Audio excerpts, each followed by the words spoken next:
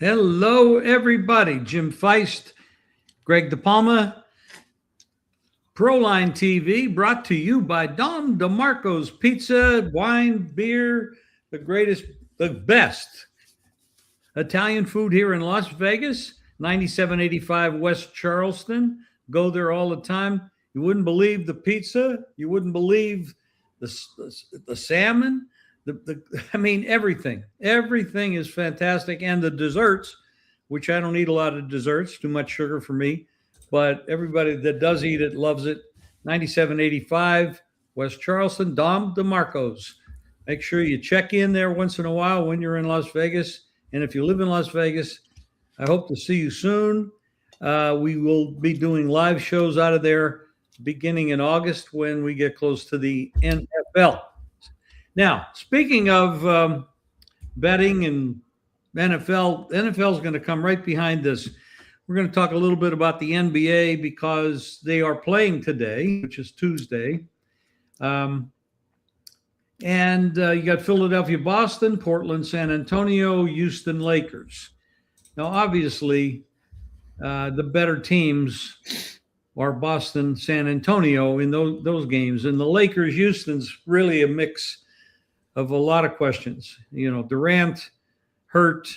You know, the Lakers have a couple of players out, Luka and Reeves. Hard to say what's going on there. Can a 41-year-old LeBron James keep carrying the Lakers? He's quite amazing. If nothing else for his career, how the hell can he keep playing this well at this age? Nobody does that, but he's doing it. And I think that's a knock on the NBA, from my opinion. I don't think he could do this 20 years ago. 30 years ago. I don't think he could do it. It'd be too physical for him. Well, he's a pretty physical guy. I've seen him. He's a pretty big guy. Oh, he is. I'm just saying his wear and tear on his body would just be, you know how it used to be. Well, it was a wrestling match. I mean, you're going back to those guys. I mean, it was a rough game, but that's not the way basketball's supposed to be played. It's supposed to be a finesse game. But when you got guys that are 250, 280, 6'9", 6'8", and 7'5", you're not going to have too much finesse. I mean, they're just big in a lot of crowded spaces. There's a lot of elbows and legs and knees and everything going on. A lot of injuries out there. Yeah, what we don't want to see is those days like that. We had that year or two when it really got out of hand. I get it, especially when it got way too defensive. Those were the San Antonio days when they were the dominant team and their high-scoring games were like 80 to 78. Nobody wanted that. But before that, even when MJ was playing, the greatest player, and you have LeBron, a greatest player wannabe. The fact is that was one of the reasons is because Michael played in those days. Not only was he just a great player because he's the best player, but he also played when it was a lot tougher to be played, going up against the bad boys of Detroit. There was a lot of Boston was tough. Philly was tough. There were tough physical games, but they weren't like I was just saying, they weren't of the 80, 78 San Antonio variety. Tim Duncan variety. And to me, those were the glory days of the NBA. And I wish we had those days back again. Well, there's no question the game has changed, sometimes for the better, sometimes for the worse, but it's gone through stages. I didn't like all of that football type basketball. No. It was pretty rough. Yeah. It was boring. We don't want to watch that. I mean, they had teams that had basically bouncers on the team. Yeah. Put them in the rough guys up. I mean, it was just those are the same days. And then you had to look at hockey in those days, and then you had all sorts of fights. It was all fights and goons, and that's just the way it was back in those days. But no, nobody wanted that in hockey. Nobody wanted that in basketball. I often laugh at the way basketball was invented. It was a peach basket with the bottom still in it and the ladder next to it. And I think that was so funny because how long did it take somebody to figure out that if you cut the bottom of the basket out, the ball would fall through and you wouldn't need the ladder anymore? How long did that take? Yeah, real geniuses we were back then, huh? Real Well, I mean, creative minds. that's actually pretty funny. I mean, Yeah. it really is pretty funny.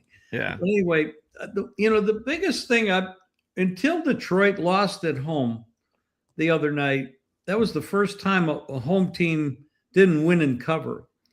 Orlando, I watched that game and I'm saying, I don't watch a lot of NBA regular season, but Orlando looks so much the better team. Now, I was looking at the players they had and the hustle they had and Detroit. I don't know. I know Detroit had much better record, number one seed, et cetera, et cetera. But my God, Orlando, who was supposed to be good this year, and played so awful at times during the regular season, you would never dream. But then they come through the play-ins and they beat Charlotte, who everybody was saying Charlotte was going to be really dangerous. Then they go to Detroit, which is a 8-1 rating, a number one seed hosting an 8. And Detroit never led in the game. Orlando led from beginning to end, and they were dominant in every department. Now, was that a mirage? I don't think it's a mirage, because if you come off the play-in games where Orlando played exactly that way, this may be the biggest surprise of the NBA playoffs right now. I mean, they have the lineup. They have the talent. Where the hell it was all year long. Granted, everybody goes through injuries, but that's a very surprising situation there. And for Detroit to be laying 9.5 tomorrow to Orlando, who is playing red hot right now, a lot of confidence. You got to remember, this isn't their second game like it is with Detroit. They played all those play-in games and did very well, looked very good too. And I can't imagine laying 9.5 points with Detroit that looked so sluggish and awful and rusty in that first game. Now, granted, there's a lot of history that says that the favorite at home loses, comes back again, the favorite at home. Sure. Big edge. I think it's 13-1 straight up, 13-1 against the spread. But those kind of things have a way of flipping under certain circumstances. I just can't lay 9.5. Sure. Matter of fact, I'd probably buy it to 10 and just take the 10 and just, hey, if you turn it around, you end up winning the game. God bless you, but I don't see you winning by more than 10. Well, it's probably a good wager later on in the series, because Orlando, remember we were going over the playoff previews last week, and we didn't go through meticulously each series, but these two teams did split in the regular season. So that tells you Orlando feels that, hey, we can play with them. And they're also a lot healthier than they've been. They've got some of their top players all playing together once again. That's important. So and then you talked about, Miami made a history of going into those playoff early games, winning your in or you're out deals, and then making a run. It's sort of like what we see in college basketball. You get the opportunity to play earlier than everybody else, and you get that kind of momentum, and you could ride it a little bit further. So yeah, will Detroit probably, now that they've got a game under their belts, where they probably, like you said, the history tells you that they're going to get back to it. They don't want to go down 2-0 and go back on the road. That's how important this game is. Yeah, probably. That's why, but I would I'd say, you know what, go ahead. I'd probably root for Detroit to blow out Orlando in a way, but still feel confident that Orlando could be a good play in games 3 or in games 4, especially maybe even in the money line. Yeah, because Detroit, very likely, especially if they win this game and / cover it too, they're going to go to Orlando, the favorite. Yes. Unless some injury happens or there's something happens in this game that really changes my mind, I'd have to be on Orlando plus points at home. Yeah. These are the kind of things. Now, last night, a couple things happened. The Knicks blew a late lead to the Hawks. I had the Hawks, and I'm happy about that. And I also had Minnesota, and they wiped out a big deficit too and beat Denver, and not only covered but won. So now you see what you're starting to see now is there's not that much separation between the teams unless, and this is an important point, unless you're playing against the best in the league.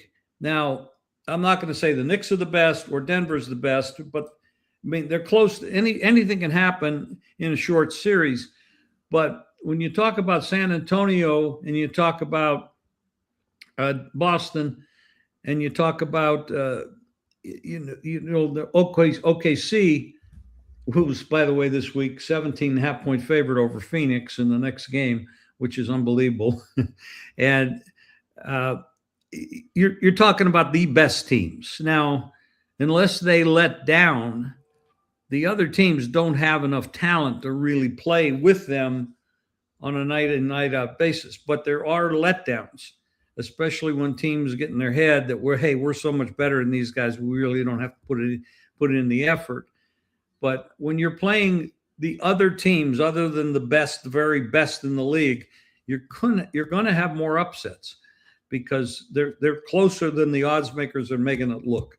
So well, go ahead. You like a game on Thursday because again we're doing this on a Tuesday, so I'm gonna be on Orlando on Wednesday because of that. You are okay. I just can't justify not taking 9.5 or 10. Matter of fact, ESPN bet just now. This is unbelievable. They just went to 10.5 Detroit. Wow. I'm grabbing that right now. Okay. I mean, that's ridiculous. Yeah. And I mean, unless Orlando left all their players at home. Again, it is the history you are bucking, though. You talked about, what is it, 13-1? Yeah, well, straight up and against the spread. Against the spread. That's a tough history to be bucking against. These things do change. They do. I unfortunately did not have a bet on all those games that I could have won and been 13. Yeah. So I wonder what that was as well. I'm starting at 0. And granted, there's reasons for histories like that. Motivation, mindset. Did Orlando get satisfied with that win? And Detroit, who are the number 1 seed in the East, will bounce back. However, I watched that game, and I don't see where that domination to make. I didn't see it. Okay. I'm seeing more hustle.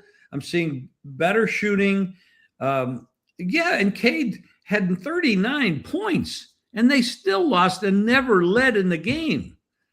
Might probably be a good live wager as well. Darren didn't show up. I mean, he's a great big man. But he was offset by what Orlando was doing defensively. So, boy, I'll tell you that if Orlando brings anything near what they brought the other night, they will cover the 10.5 point. I can't believe that 10.5 is going to hang around very long because I just took some of it. Anyway. Okay. And what about Thursday? Thursday, you got New York, Atlanta. New York just blew the big lead. I'm going to be in that game. New York has a history. They have a lot of history. They went a long way last year. A different coach, granted. I will be on New York, laying the road. Pick them or -1. As a matter of fact, there's even some places bet MGM. You're taking the dog, so I'm going to be on the Knicks there. Yeah, because going down 2-0, that would be tough. Everybody's. These are do and die situations. So I think everybody's motivated to the full extent, unless you have a team like OKC at 17.5 points. You're going to probably look at that. And I mean, they might win by 40, but the motivation, when you're up 20 and you're up, who the hell cares if I win by 15 or 25? I mean, we're going to, so we don't like that. Knowing it's a long series and there's a lot of games to play, the coach may say, hey, let's sit some guys. Sure. So that's a real tough situation. But when in these competitive games, everybody's self-motivated. I believe that. This is the only time of the year. I mean, first of all, I like to say, watching these games tells me why I love the NBA. And believe me, I mean that. These are the greatest athletes in the world. I mean, the physicality and how much stamina you need to play night in and night out against the greatest players in the world. This is a very tough physical game, and you need to have a lot of skills. And the shame of it is you don't see that in the regular season. I mean, it's just not there night in and night out like it was back in the day with the Birds and those players. It's a different kind of passion today. But when you see these guys play in the playoffs, man, you're seeing some great talent. These guys are so talented. It's a shame we can't lock that up and have more of it during the regular season. And I would suggest we play a lot less games than 82 games. And, they would buy that financially. It's ridiculous that I don't know what the ratings are or anything, so I can't speak to the finances. I don't see their bottom line or the spreadsheets. But as far as Thursday is concerned, I will be on the Knicks, and I will be on Toronto. A 3-point home dog. I'm going to be taking that. And I don't know what to say about Denver, Minnesota. Denver blew a 19-point lead in that game. But wow. Minnesota and Denver, they have a history of – I like Denver a lot going forward, basically because of the Joker. I mean, he's an incredible player. But Minnesota has a lot of talent, playing at home. I would say Denver would be my choice in the game, but I would probably wait to see what happens with the number. Right now, you'd have to lay 1.5 or 2 with Denver. I would not want to lay that because I think they're a little too close to be comfortable with that. But I'd have no problem with Toronto and the Knicks on Thursday. All right. So the Knicks getting 1.5 right now against Atlanta on Thursday. No. Yes. Toronto getting 3.5 on Thursday. Yes. And then you like Orlando tomorrow on Wednesday. And how much did you get? Well, did you get 10? No, I got 10.5 at ESPN Bet, but I'm by a lot of money. I mean, they don't take anything, so I got $500. But I'll be taking 9.5, buying it to 10 for maybe a couple thousand. All righty. There you go. That's our NBA playoffs talk. And we'll talk more about the NBA playoffs with some picks on Friday's Playbook ATS podcast show, which is going to be a lot of NFL draft talk because it'll be obviously the day after the first round of the draft. I don't know what kind of sleep I'm getting because I'm going to be doing a live 2-hour show, which is not as bad as my 3.5-hour football show last night, but I'll be doing live coverage of the draft on the Our Lads Football Network. And then we will be doing on Friday at 1:00 Eastern, the Playbook ATS podcast, where we will recap the draft and talk about the off season as well, including a real important trade that just took place and how that could affect futures in the off season. So we're going to give you some really good futures to keep an eye on Friday's Playbook ATS podcast show for the NFL. Well, I want to apologize to everybody out there that's watching this show. If you're just listening to it, that's okay. But you're having to see Greg sit there with this Jet swag on. And I'm sorry, it's just one of the things you just have to – that's the price you have to pay for watching the show today because that's really nasty. Everybody will slowly, who have never followed me before, you will be slowly learning and seeing how all of this will progress into a beautiful rebuild that starts this season. Again, you did not see this last year because I did not believe in it last year. I mean, I believed in what was going to happen in the future. I want to know why you think the Jets are going to be let's just delve into this because you know the Jets so well. Why do you think the Jets are going to be so much better? Because I know that they've got the right people in place. They've got a very good general manager who hasn't done anything wrong that I could see. He's made some really good trades. The trades last year to get rid of Quinnen Williams and Sauce Gardner were excellent moves, excellent foresight. They've given him all this draft capital and cash to kind of rebuild the culture. Because as good as those players were, they were so used to losing, and there's just an effect that the GM and the coach needed to see firsthand. And as soon as they saw it, they realized that we can't rebuild with these guys. It's just they need a fresh start somewhere else. These are not the leaders that are going to help us to rebuild. And so they got rid of those really important players. And then they lost last year because of it. They had injuries and they lost their top players. And people started complaining, of course, in New York in the last month of the season when they went on that losing streak that they were the worst coach team in the world and Aaron Glenn doesn't know what he's doing. Well, did you see who his players were? I mean, they got rid of everybody. He was playing an undrafted quarterback, undrafted rookie quarterback. I mean, what did you think was going to happen? So, of course, they were going to look bad, but didn't want to look bad, but that's what happens. And so it was like we knew we were going to have a bad month and a bad second half. They did. That helped them with draft collateral.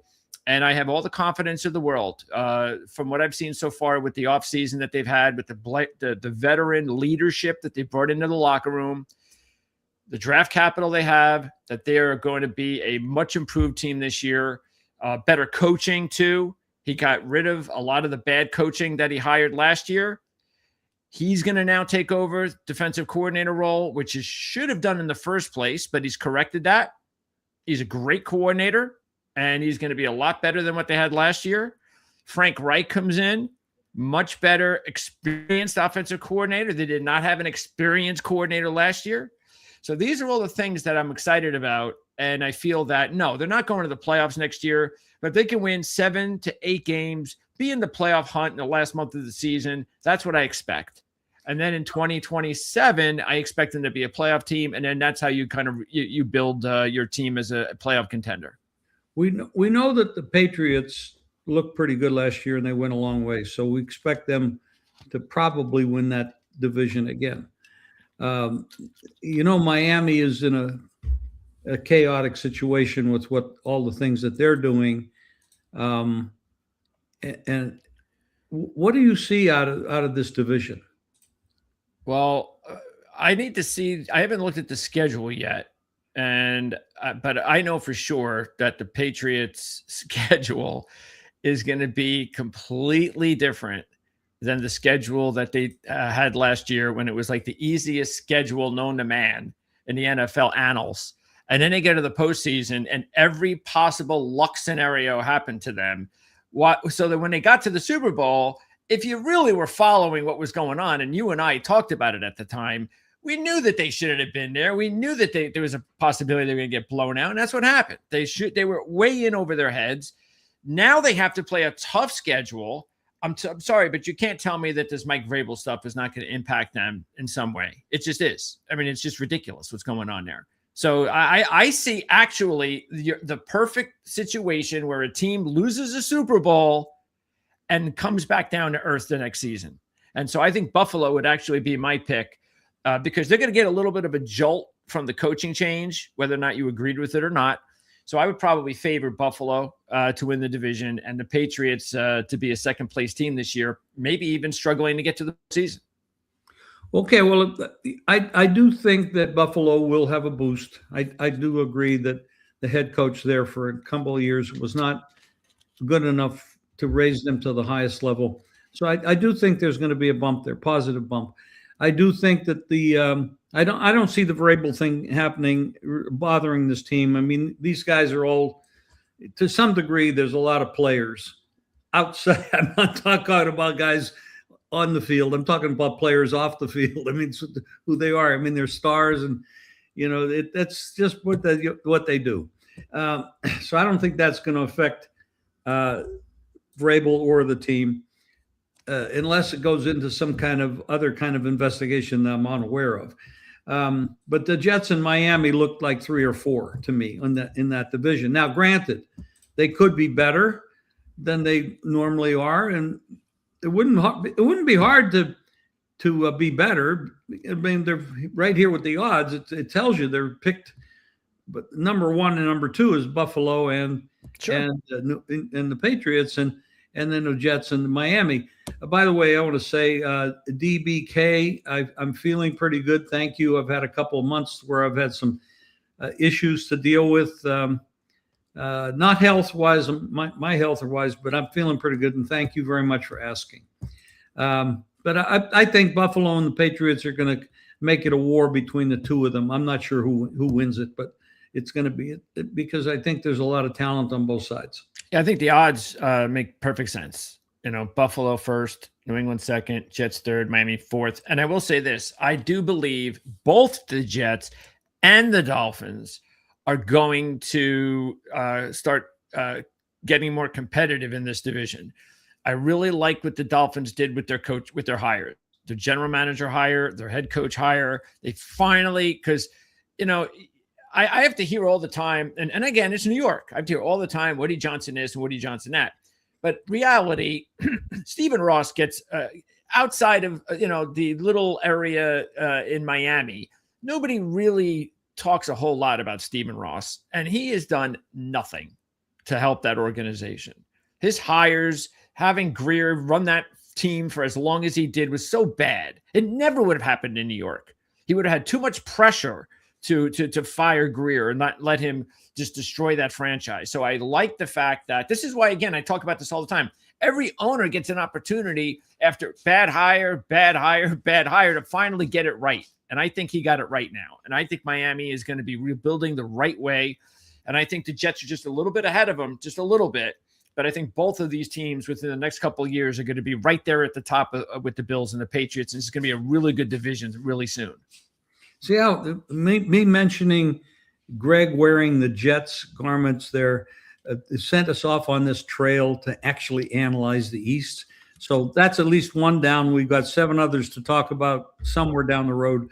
But talk about the draft a little bit.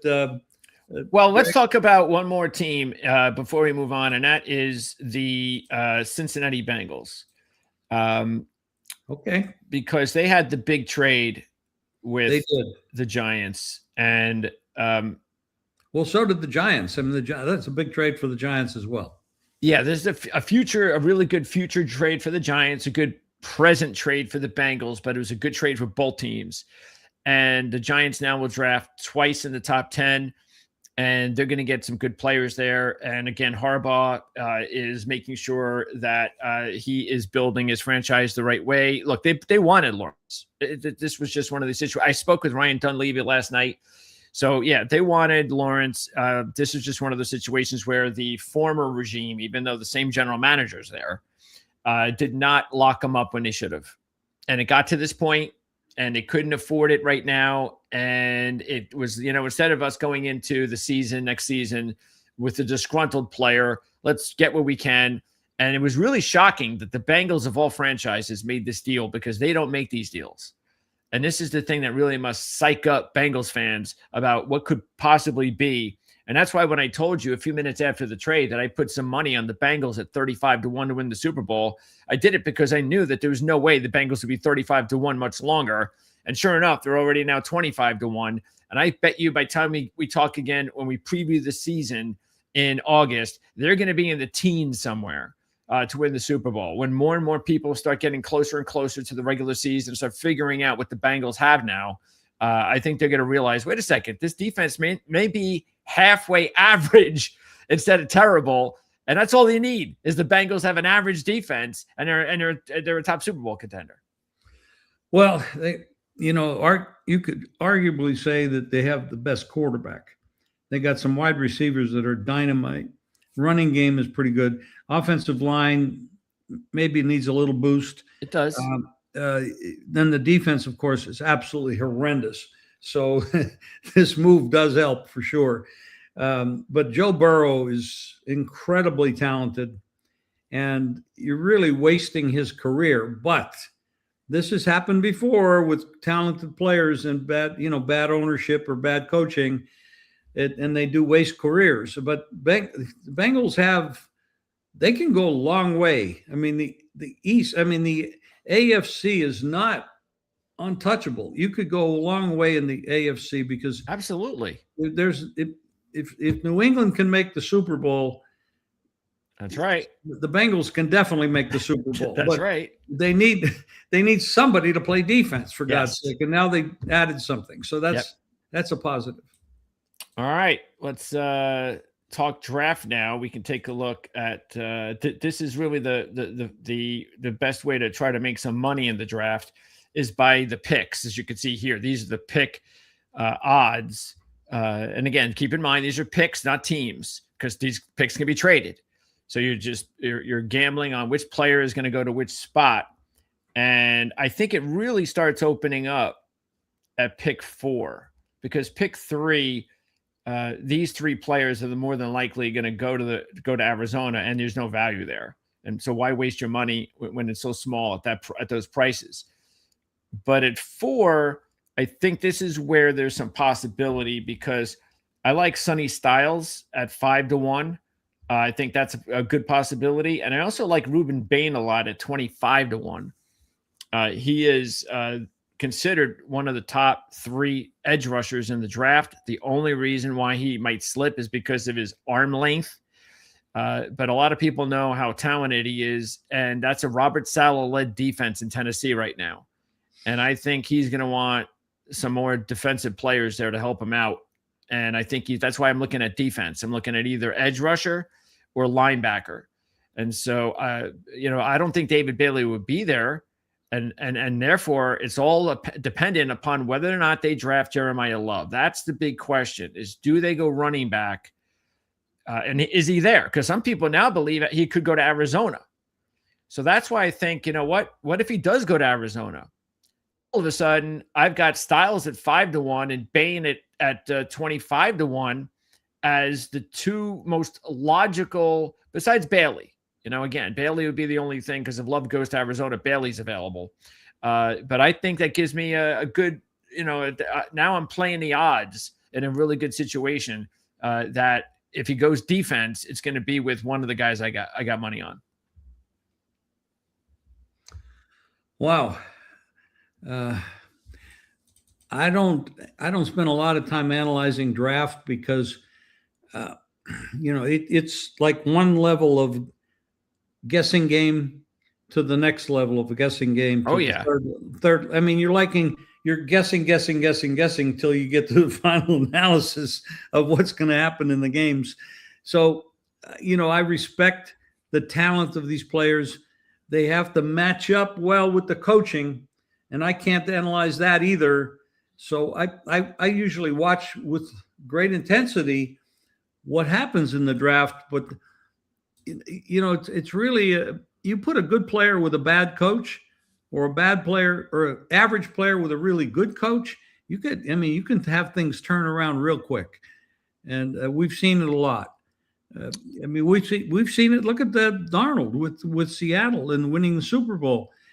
He didn't have the greatest coaching when he came into the league, and now he's really good quarterback. So you see this at all positions. Coaching and player have to mesh, and that doesn't always happen. So taking a look at the rest, pick number 5, you've got the Giants, and I think there's some possibilities here. You got Jeremiah Love again, if he does not go to Arizona or Tennessee, and it's just possibly he doesn't. Then it's pretty good value here at 7-1. You also have Carnell Tate, who would be, now this is the thing that's real interesting, because Jordan Tyson is sitting here as the second choice, and he might be the one player in this draft that's really got the most volatility expected, because he's the top rated receiver in the draft, but he's also the most injury prone. He's had quite a bit of injuries over his college career. And when you have the other 2 receivers, Tate and Lemon, who are not that far behind him in talent, but they're still number 2 receivers, you do wonder whether or not a team is willing to risk taking a player with an injured past as high as Jordan Tyson. We would say the Giants at 5. And another reason why Tyson's being linked to the Giants is because he's being compared to Odell Beckham Jr. And once New York starts getting a hold of that sort of story, it blows up. And so now all of a sudden, everybody's talking about Jordan Tyson being the next Odell Beckham, and the Giants are going to draft him. But again, could he go 5? Absolutely. Could he drop to 15 or 20 because of his injury situation? Absolutely. So this is why it's going to be, and this is also a draft that Tyson's not the only one. Once you get out of those first several picks, which would be, say, Reese, Bailey, Love, and obviously Mendoza, say those top 4 picks. Once you get to that 5th pick, there is so much different opinion in the league, in mocks, everywhere about a player that could be drafted 5th, could also be drafted 20th. So that's what's going to make it a lot of fun to watch, because once you get outside the top 4, anything can happen. Any of these players. That's why there's some opportunities to money on these picks. And again, I would look at these, the way to look at, say, the Giants. You got Love at 7, Tate at 12, and even I would look at Delane, the top corner in the draft, at 25, because the Giants need a number 1 corner, and they don't have one. And he's the number 1 corner in the draft. So he's a really good value at 25-1. And that's all they have right here with the top 5 picks. But I can tell you, as far as other values to watch for, you've got Cleveland. If Jeremiah Love lasts that long, he's 25-1. They got a tight end. The best tight end in the class is Kenyon Sadiq. Could he go that high? Keep in mind, Cleveland hired Todd Monken, and he came from Baltimore, where they ran a lot of 12 personnel, 13 personnel. In other words, multiple tight end formations. And right now, yes, he has a good tight end in Fannin, but he doesn't have anything else. So would it surprise you that he brings in another really good tight end? I don't think so. And Sadiq is 50-1 to go to Cleveland with the 6th pick. Also, Reuben Bain, I like him at 8-1 to go to Washington with the 7th pick. And then you also have really a bunch of other good numbers, like Kansas City taking the Miami offensive lineman at 9-1. You've got the Dallas Cowboys will be interesting at 12, because I wonder whether or not they'll trade up. Jerry Jones likes to, do crazy shit. So if he does, that could be interesting to watch. But a corner, the guy who's considered the 2nd best corner in the draft, Jermon McCoy, would have been the 1st corner in the draft if it wasn't for the fact that he injured his knee last year, did not play the entire year, but would have been the top corner coming into this draft had he played. So it is a question of who wants to draft a player that didn't play last year.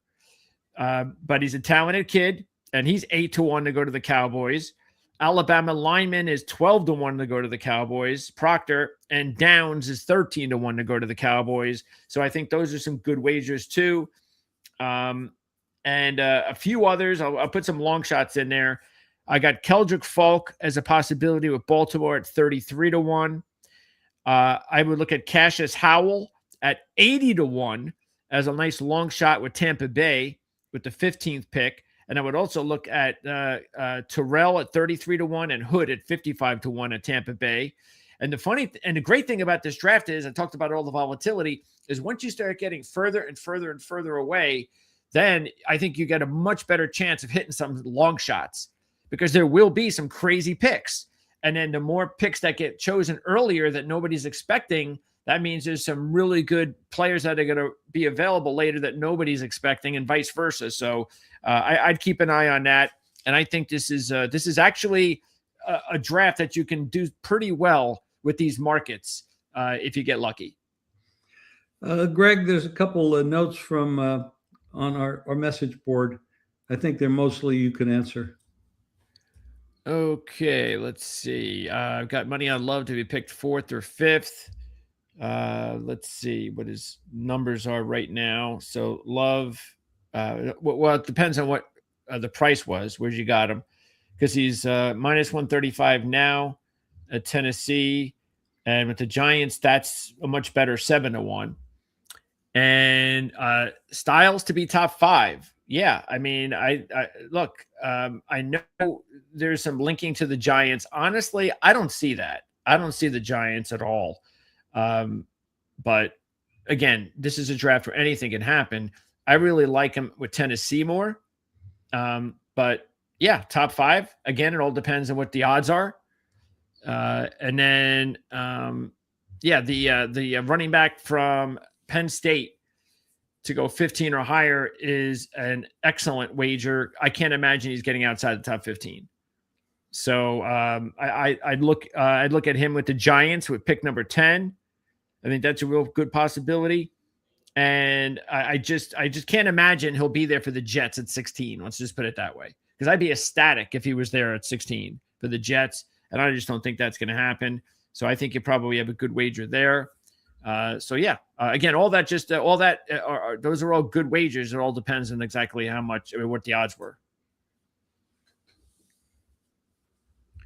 All right. That's a lot of great information, especially with, it's right around the corner. So get your bets in if you want to follow or fade, whatever you want to do. Yeah, it's going to be a lot of fun. I know most of the books don't take much money on this stuff. I mean, people running around town here finding $300 to $500 is about the maximum they can bet on these picks. But if you get the right price, you're getting some good prices. I mean, you get a 20 to 1 or a 50 to 1 at $300. It adds up to a lot of money. And a lot of people are making a lot of bets. It just, you're not getting a lot of, you're not getting the books are afraid of inside information. So they're being careful, but still it's fun. It'll be great. 4 hours of television time or podcast time, watching what's going on. And like I said, the NBA and the NHL, which we don't talk much about here, but everybody's having playoffs, but I'm excited for the NBA because at this time of the year, you see in that sport, you're seeing great play, a lot of talent, wonderful talent that is kind of hidden from you most of the year in the regular season when they don't bother to play very much. Not that they don't, but it's cut back a lot. Anyway, Greg, that's great stuff. Anything else? No, just you can watch our mock draft special tomorrow on the Our Lads Football Network. That's at 6:00. I'll have live coverage of the draft on Thursday and Friday during the draft. We'll be talking about, again, like I said, Friday's playbook show at 1:00 should be fun because we get to dive into some futures in the NFL for the Super Bowl based on how these off seasons have gone and the first draft, of course, the first day of the draft, which would be the night before. And then next week on this show, we'll preview the Kentucky Derby with our special guest, John Hardoon from the Rags and Sheets. So he's going to pop in a few minutes after we start the show at 1:00 Eastern. We started this show a little early today, but we'll be back to our regular scheduled time slot at 1:00 Eastern, 10 Pacific next Tuesday, talking about the Derby and, of course, more NBA playoff talk and so forth. But can't wait to talk about the Derby next week as well. And don't forget, this is brought to you by Dom DeMarco's Pizza, Wine Bar, Beer, great food here in Las Vegas, 9785 West Charleston. And we'll see you all next week. And thank you for